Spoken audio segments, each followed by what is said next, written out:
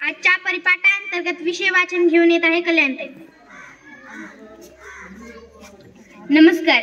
आजचा विषय दसरा विजयादशमी। मानवी स्वभावाचं अनुसरून विजयाचा आनंद साजरा करणे सर्वांनाच आवडते।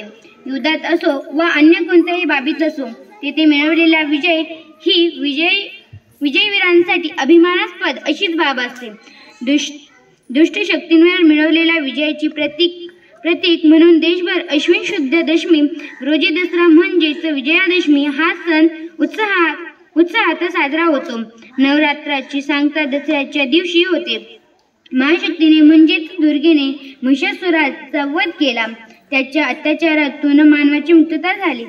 तो दिवस नवमीचा होता, म्हणूनच दशमीच्या दिवशी दसरा साजरा केला जातो।